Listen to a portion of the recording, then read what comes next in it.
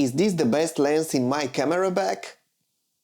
Today we're going to talk about Samyang 135mm 1.8 for Sony E-mount real-world practical long-term review from a perspective of a portrait and a wedding photographer.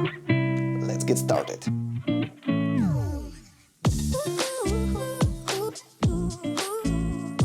Hello people and welcome to Portraiture Moods. My name is Młodensky and this is the longest telephoto lens Samyang is now offering from their new lineup of lenses with autofocus for Sony E-mount system. Before to continue, I just want to share that in this video we are not going to talk about specs, numbers or to watch behind the scenes of some lazy outdoor session. I just want to tell what I like and what I don't like about this lens during the time it was with me. And actually, with this particular lens, I shoot 28 weddings and 13 portrait sessions until I managed to break it. If you watched my reel on Instagram, you already know that in the box you will find protective back, the lens and the lens hood for it, which is cool. The first thing you should do right after you buy your Samyang autofocus lens is to update the firmware with the Samyang USB dock for their lenses. It is super convenient, download the app, connect everything and you're good to go. It is very important since these lenses are quite new and also there are new camera bodies every day, so the firmware of the glass should keep up with the new algorithms, etc, etc. Just if you want to have the best result for your lens, update the damn thing. Here is a little spoiler for all the Sony hardcore fanboys. I did try the Samyang and the G Master side by side, and the Samyang performed over 90% the same like the G Master for just a fraction of the price. Also, the Samyang is feeling much lighter in the hands, and when you have shooting days for 8 hours, 10 hours, sometimes even more, this is something to consider. Now, maybe the biggest question here is how is the autofocus of this lens, and I don't know why there are so much different opinions on YouTube about this lens when it is a solid performer. For sure, the autofocus is not amazing, there is no magic, but for sure the autofocus of this lens is very good and reliable. For sure there is no magic with the G Master as well, and it is easy to provoke the G Master to misfocus also. The thing is that you have to know your camera and your lenses, and that there are certain conditions in which they will perform good or bad, no matter the brand. During a wedding day I really like to use this lens on my Sony a7R4, and I love to use it on the ceremony because this lens really gives an impact. It makes your subject really to matter. Also, you can avoid any distractions in the foreground or in the background, and it gives you the ability to shoot from a little bit far away, which makes you a little bit more stealthy. I used it and abused it during wedding sessions. It is just perfect for headshots, for details, and why not for a little environmental portraits as well. Yes, you have to stay a little bit far away, further away from your subject, but for sure it is not the same like everybody is telling you. You have to scream to your couple or your model, you have to telegraph them, you have to telephone them, you have to send a message with a pigeon. It's not like that. Yes, you're a little bit far away, but if you want to communicate with your subject, you can easily do that. And if we talk weddings, with this lens I also like to shoot the first dance of the wedding couple and the slow dances in general. During the slow dances with this lens, you're a little bit far away, but also you're so damn close to the people. You're in their private space for sure. And I think those pictures are really meaningful to the people because with this lens you can easily show the emotions between them. And of course, let's not forget the ring shot. This lens paired with Sony a7R4 or R5 is a macro lens. Really, it's a macro lens.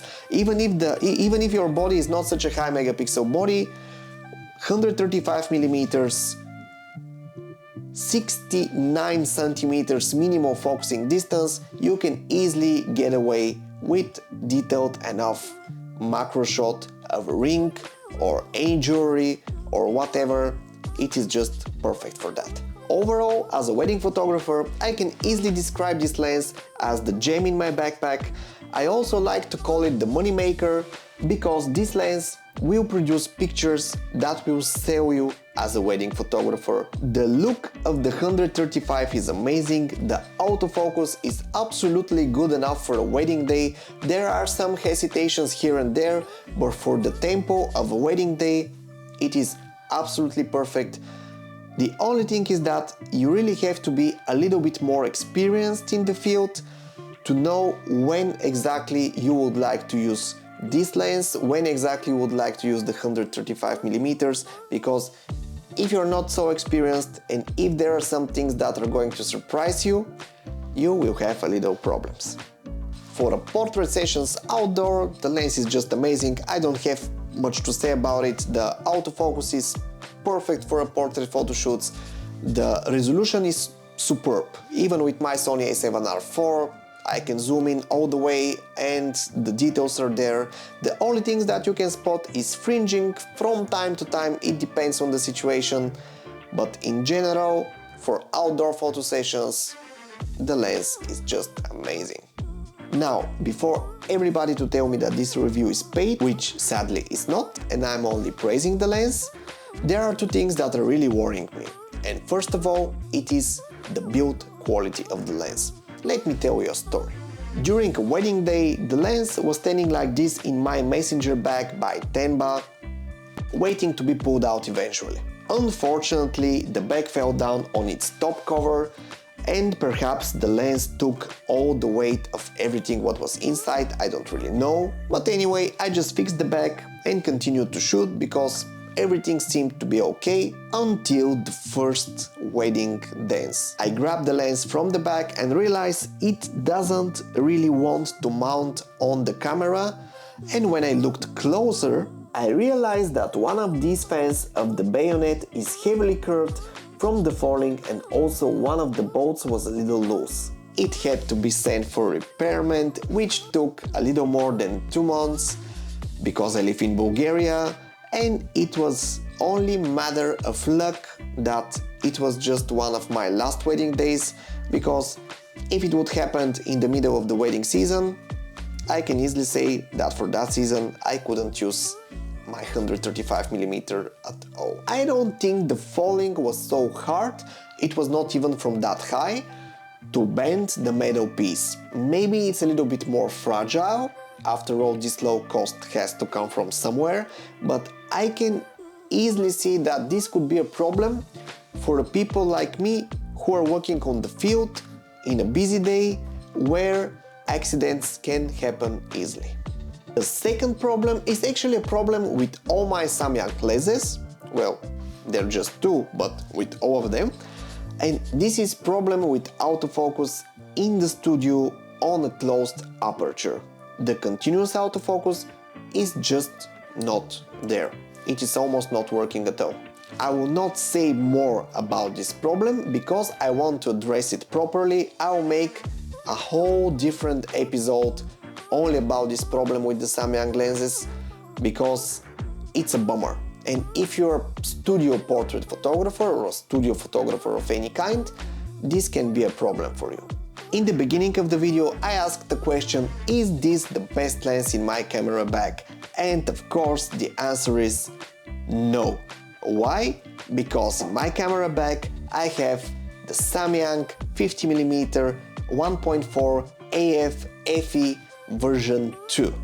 This lens, not this lens, the other lens I'm shooting on it right now, is a workhorse. Most of my portfolio is based on it and it is just amazing. Very soon I'm going to release a long-term review about it, but on the next episode I would like to talk about something different than gear, just to have it like that.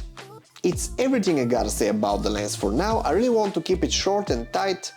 For me, this lens from Samyang is just a must-have. It's not only that it's a bang for the buck, it is just delivering. If you like this kind of videos and want to know more about my work, follow me on social media, other projects are waiting for you there. If you want to support me, why not to buy me a coffee? The link is down below. My name is Mosiso and I'm always in the mood for portraits. Ciao!